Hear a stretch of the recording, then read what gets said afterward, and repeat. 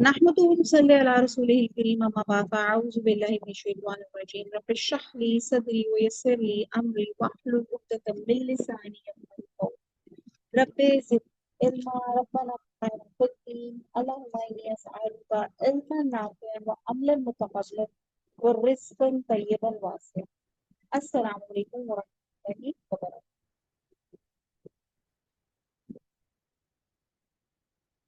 जी, हम लोग सूरह फतह पढ़ रहे थे और पारा नंबर 26 था। और तो बहरहाल ये हमारा आज हमारी सूरह फतह जो है वो खत्म हुई। इसकी इसको वाइंड अप कर रही हूँ सूरत को। और ये इतनी खूबसूरत, यानी कि अल्लाह सुब्हाना ताला ने इंसान की इमेजिनेशन भी नहीं थी कि सूरह फतह की इब्तिदा में अल्लाह सुब्हाना ताला ने फतह मुबीन का जिक्र किया। और फतह मुबीन से मुराद सुलह हुदैबिया है।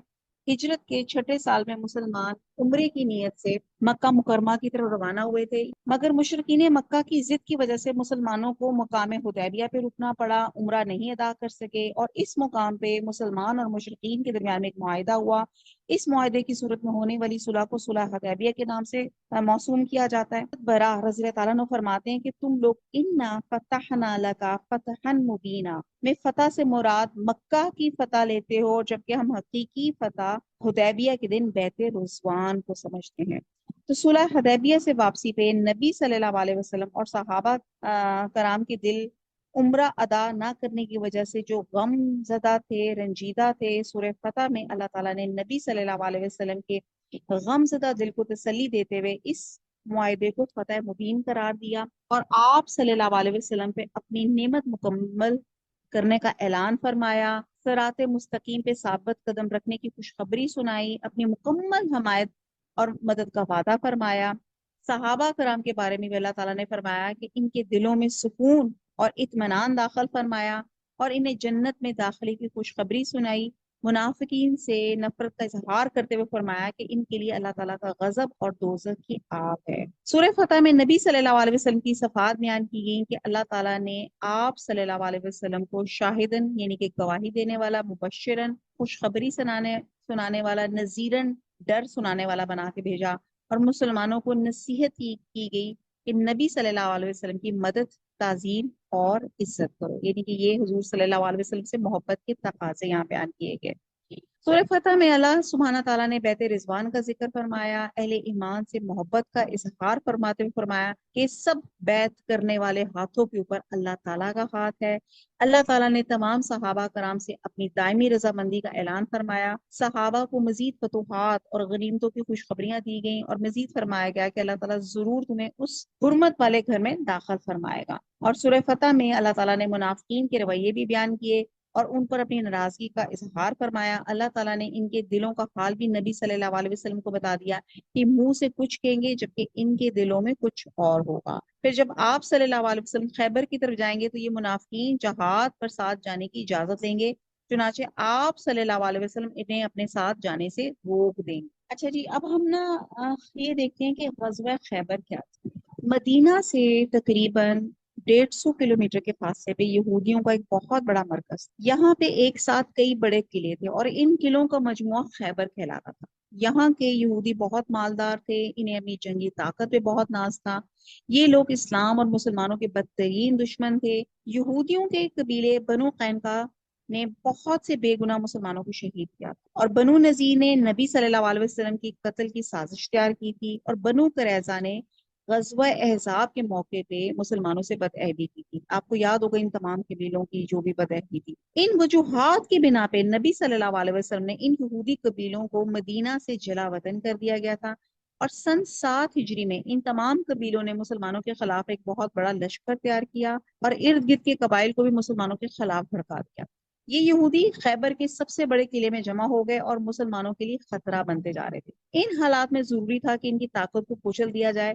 चुनाचे नबी सल्लल्लाहु अलैहि वसल्लम ने इस मकसद के लिए 1400 से 1800 सहाबा का लश्कर तैयार किया और हजूर सल्लल्लाहु अलैहि वसल्लम ने इस लश्कर के लिए 3 परचम तैयार किए। इनमें पहला परचम हजरत अली को दिया गया, दूसरा हबाब बिन मंजर रज़ी अल्लाह तआला अन्हु को और तीसरा हजरत साद बिन अबादा रज़ी अल्लाह तआला अन्हु को अनायत फरमाया। और इस्लाम का ये लश्कर नहायत रोब और दबदबे के साथ खैबर की तरफ रवाना हुआ। और آگے میں بس یہ پوچھنا چاہ رہی ہوں کہ آپ وانٹ ٹو لسن غزوہ خیبر کی ڈیٹیل، کیونکہ میں نے کل کہا تھا کہ ہم تھوڑا سا غزوہ خیبر کے بارے میں بات کریں گے، کیونکہ صلح حدیبیہ کے بعد یہ جو بڑی مسلمانوں کو فتح نصیب ہوئی تھی غزوہ خیبر، جی آپ تھوڑی سی ڈیٹیل اور سننا چاہیں گے؟ ہاں جی بتا دیں آپ. اچھا، جب مسلمانوں کا لشکر خیبر پہنچا تو یہودی اپنے کھیتوں میں ایز یوزل کام کر رہے تھے. انہوں نے جب مسلمانوں کا لشکر دیکھا تو بدحواس ہو کے بھاگے اور قلعہ بند ہو گئے. حملہ شروع کرنے سے پہلے حضور صلی اللہ علیہ وسلم نے مسلمانوں سے فرمایا اللہ تعالیٰ کا نام لے کر آگے بڑھو. مسلمان شہادت کی تمنا لیے تیزی سے آگے بڑھے اور یہودیوں پہ حملہ آور ہوئے. سب سے پہلے بنی قما کے قلعے پہ بند بستی اور قلعہ نائم فتح ہوئے، جہاں سامان رس، ہتھیار اور کہتے ہیں کہ منجنیکوں کا بہت بڑا ذخیرہ تھا. باقی قلعے بھی آسانی سے فتح ہو گئے، مگر نائم نامی قلعہ فتح کرنے میں مسلمانوں کو بہت دشواری ہوئی، اور یہ قلعہ بہت مضبوط اور محفوظ تھا، اور یہاں یہودیوں کی فوج بھی بہت زیادہ تھی. جب کئی دن گزرنے کے بعد بھی قلعہ نائم فتح نہ ہو سکا اور زبردست حملوں کے باوجود مسلمان یہ مہم سر کرنے میں ناکام رہے، تو ایک شام حضور صلی اللہ علیہ وسلم نے فرمایا کہ کل میں علم یعنی کہ جھنڈا ایسے شخص کو دوں گا جس کے ہاتھ میں اللہ تعالیٰ فتح دے گا، اور جو اللہ تعالیٰ اور اس کے رسول کو چاہتا ہے اور اللہ اور اس کے رسول بھی اسے چاہتے ہیں. مسلمانوں نے یہ رات انتہائی بے چینی سے گزاری کہ دیکھتے ہیں کہ صبح جھنڈا کس ملنے کی سعادت کس کو ملتی ہے. اگلے دن حضور صلی اللہ علیہ وسلم نے فرمایا کہ علی کہاں ہے؟ حضرت علی رضی اللہ تعالیٰ عنہ حضور صلی اللہ علیہ وسلم کی خدمت میں حاضر ہوئے. ان کی آنکھیں دکھ رہی تھیں.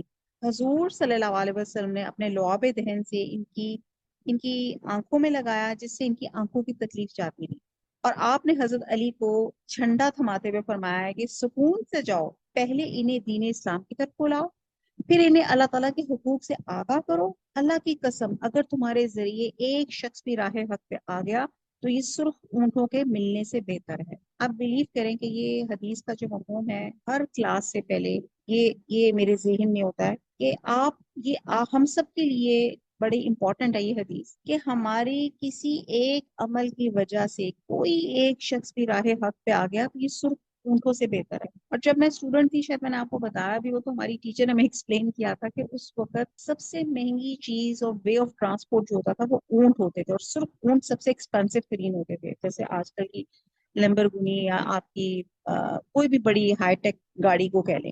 تو آپ دیکھیں کہ ایک شخص ہدایت پہ آ جائے تو وہ اللہ تعالیٰ نے کہا کہ یہ سرخ اونٹوں سے ملنے سے بہتر ہے. اللہ سے دعا مانگتے ہیں کہ اللہ تعالیٰ ہماری اس کلاس کو اللہ تعالیٰ صدقہ جاریہ بنائے، ہمیں توفیق دے کہ یہ جو علم ہم نے جو حاصل کیا ہے اس کو ہم آگے بھی جو ہے کیا کہہ سکتے ہیں، آگے اللہ کا علم جو ہے پہنچا سکیں. پھر حضرت علی نے فوج کی صف بندی کی، یہودیوں کو دعوت حق دی، جیسے حضور صلی اللہ علیہ وسلم نے فرمایا تھا کہ پہلے ان کو دعوت حق دینی ہے، لیکن یہودیوں نے اپنے طاقت کے گھمنڈ سے اس دعوت کو ٹھکرا دیا.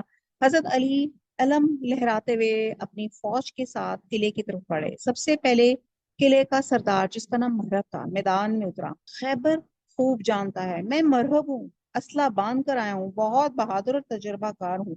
اس کے جواب میں حضرت علی نے فرمایا کہ میں وہ ہوں کہ میری ماں نے میرا نام حیدر شیر رکھا ہے اور میں شیر کی طرح ہیبت ناک ہوں. مرہب نے آگے بڑھ کے آپ پر تلوار کا وار کیا، مگر آپ فوراً ہی ایک طرف ہو گئے. پھر مرہب کے سر پر تلوار کی ایسی ضرب لگائی کہ اس کے آہنی خود یعنی کہ لوہے کی ٹوپی اور سر کو کاٹتی ہوئی نچلے جبڑے تک چلی گئی، اور اس کے مرنے سے یہودیوں کے حوصلے پست ہو گئے، اور یوں نائم کا قلعہ بھی فتح ہو گیا. اور اس کے بعد سعد بن معاذ، الزبیر، حسن ابی نزار، القموس نامی قلعے بھی فتح ہوتے گئے، جبکہ وتی اور سلالم نامی قلعوں میں عورتیں اور بچے پناہ لیے ہوئے تھے.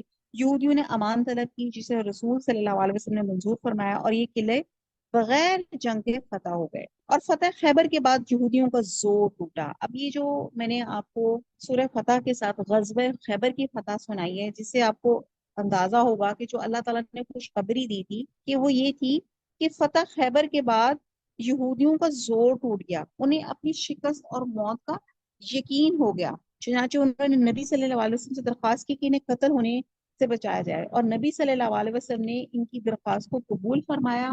اور یہودیوں نے کہا کہ ہم کھیتی باڑی اور کاشتکاری میں مہارت رکھتے ہیں، لہٰذا زرعی اراضی ہمارے پاس رہنے دیں اور ہم پیداوار کا نصف مسلمانوں کو دیں گے. ان کی یہ درخواست نبی صلی اللہ علیہ وسلم نے منظور فرمائی، اور جب پیداوار کی کیا کہتے ہیں جب وہ ڈسٹریبیوشن کا وقت آتا تو نبی صلی اللہ علیہ وسلم حضرت عبداللہ بن روا کو روانہ کرتے، وہ غلے کو 2 برابر حصوں میں تقسیم کرتے اور یہودیوں سے کہتے کہ وہ جو حصہ چاہیں لے لیں۔ اس انصاف کا یہودیوں پہ بہت اثر ہوا اور انہوں نے اعتراف کرتے ہوئے کہا کہ زمین اور آسمان ایسی ہی عدل پر قائم ہے۔ اس غزوے کی بدولت کثیر مال غنیمت مسلمانوں کے ہاتھ آیا، وہ خوشحال ہو گئے، اسلامی لشکر کامیابی سے ہمکنار ہو کے مدینے کی طرف لوٹا، اور اس مارکے میں 93 یہودی مارے گئے اور 15 مسلمان شہید ہوئے۔ اور فتح خیبر کے بعد یہودیوں کی ریشہ دوانیاں تھیں، وہ جاری رہیں، تاہم پھر کبھی کھل کر مسلمانوں کے مقابلے پہ نہیں آ سکے۔ تو غزوہ خیبر کے بعد دیگر علاقوں کے یہودی بھی مسلمانوں کے مطیع ہو گئے، اور یہودیوں کی قوت کے خاتمے سے مسلمانوں کی تبلیغی سرگرمیوں میں تیزی سے اضافہ ہوا اور اسلام کو خوب پھیلنے کا موقع ملا۔ تو یہ وہ جس کو کہتے ہیں نا آفٹر افیکٹ سے اس کے، اور اسی طرح فالوڈ بائی غزوہ خیبر، پھر اللہ سبحانہ تعالیٰ نے فتح مکہ جو تھی، اللہ تعالیٰ نے اس سے بھی مسلمانوں کو نوازا، اور کہتے ہیں کہ فتح خیبر کے بعد بھی رسول صلی اللہ علیہ وسلم نے مدینہ کے گرد و نواح میں لوٹ مار کرنے والے سرکش بدو قبائل کی سرکوبی کے لیے لشکر روانہ کی اور نہایت کامیاب رہے، جبکہ غزوہ وادی قرا اور غزوہ ذات الرقا میں بھی کامیابی حاصل ہوئی، اور ان دونوں غزوات میں جنگ کی نوبت آنے سے پہلے ہی یہودیوں اور دشمن قبیلوں نے قبول کر لی۔ اور صلح حدیبیہ کے تحت مسلمانوں اور قریش مکہ کے درمیان میں 10 سال کے لیے جنگ بندی کا معاہدہ ہوا تھا۔ اب یہ میں ان چیزوں کو وائنڈ اپ کر رہی ہوں کہ اللہ تعالیٰ نے یہاں پہ جو اللہ تعالیٰ نے بتایا تھا کہ یہ فتح جو ہے کس طرح فتح مکہ میں جو تھی کنورٹ ہوئی، جس میں مسلمان جو لوگ تھے ان کے دل بڑے رنجیدہ تھے کہ ہم عمرے کے لیے نکلے ہیں اور ہم عمرہ نہیں کر سکے، تو اللہ سبحانہ تعالیٰ نے ان کی صبر کا، ان کے فرما برداری کا اللہ تعالیٰ نے کیسا صلہ دیا۔ اور جیسے میں نے آپ کو بتایا کہ جب یہ ان قبائل نے جو تھی صلح حدیبیہ کی خلاف ورزی کی، اور جیسے میں نے بھی آپ کو یہاں اس کی ڈیٹیل میں بتایا تھا، تو پھر حضور صلی اللہ علیہ وسلم نے ان کو 3 شرطوں کے ساتھ بھیجا، ان کے پاس شرائط بھیجی تھی کہ مقتولین کا خون بہا دیں، قریش مکہ بنو بکر کی حمایت سے ترک کر دیں، یا صلح حدیبیہ کا معاہدہ توڑ دیں۔ تو قریش مکہ نے گھمنڈ میں آ کے تیسری شرط قبول کر لی اور حدیبیہ کے معاہدے کو توڑنے کا اعلان کیا۔ قریش مکہ کی خلاف ورزی کا بدلہ لینے اور خانہ کعبہ کو بتوں سے پاک کرنے کا یہ بہترین موقع تھا، اور سن 8 ہجری میں حضور صلی اللہ علیہ وسلم نے 10,000 صحابہ کا لشکر تیار کیا اور مکے کی طرف کوچ کیا۔ اب سبحان اللہ پر اندازہ لگائیں کہ اللہ تعالیٰ کے ہر کام میں حکمت تھی، کہاں تب وہ 1400 لوگ تھے اور کہاں یہ 10,000 ماشاءاللہ لوگ ہو گئے تھے۔ اور صحابہ کرام کا لشکر جو تھا حضور صلی اللہ علیہ وسلم کی قیادت میں مکہ کی طرف بڑھا، اور مکہ میں داخل ہوتی نبی صلی اللہ علیہ وسلم نے مسلمانوں کو حکم دیا کہ جب تک کوئی شخص خود ان پہ حملہ آور نہ ہو کسی پہ تلوار نہ اٹھائیں، جو شخص حرم میں داخل ہو جائے یا ابو سفیان کے گھر میں پناہ لے اسے امان ہے۔ اور اس کے بعد حضور صلی اللہ علیہ وسلم نے حرم کعبہ میں تشریف لے گئے اور چھڑی سے بتوں کو گراتے جا رہے تھے، اور اس وقت یہ آیت آپ پڑھ رہے تھے، جاء الحق وزحق الباطل ان الباطل کان زہوقا، حق آ گیا باطل نابود ہو گیا، بے شک باطل کو نابود ہونا ہی تھا۔ اور اس کے بعد آپ صلی اللہ علیہ وسلم نے اللہ کے حضور شکرانے کی نماز ادا فرمائی، اور اس کے بعد قریش مکہ کو جمع فرمایا اور ان سے پوچھا کہ لوگوں تم مجھ سے کس سلوک کی توقع کرتے ہو؟ وہ ایک زبان ہو کے بولے کہ آپ شریف بھائی ہیں، شریف بھائی کے بیٹے ہیں۔ اس پر آپ صلی اللہ علیہ وسلم نے فرمایا آج تم پر کوئی مواخذہ نہیں، جاؤ تم سب آزاد ہو۔ اور نبی صلی اللہ علیہ وسلم نے مکہ میں 15 دن قیام کیا، اور اس کے بعد اہم امور نپٹانے کے بعد مدینہ تشریف لے آئے۔ اب اس کے جو ریزلٹس ہم دیکھتے ہیں کہ قریش مکہ جو ابھی پورے عرب پر سرداری کے خواب دیکھ رہا تھا، آج مسلمانوں کے سامنے اپنی شکست تقسیم کر چکے تھے، ان کی طاقت ہمیشہ کے لیے ختم ہو گئی تھی، اور عام معافی کی بدولت قریش مکہ کے دلوں میں اسلام اور مسلمانوں کے خلاف نفرت دور ہو گئی تھی، اور لوگ جوگ در جوگ اسلام میں داخل ہو گئے تھے، اور جن علاقوں میں ابھی تک اسلام کی دعوت نہیں پہنچی تھی وہاں بھی حضور صلی اللہ علیہ وسلم اور صحابہ کرام کو تبلیغ کے لیے روانہ فرمایا گیا۔ اب اسلام کی راہ میں حائل ہر رکاوٹ دور ہو چکی تھی، اس لیے اسلام تیزی سے پھیلا اور دیکھتے دیکھتے پورے عرب میں اسلام کا بول بالا ہو گیا۔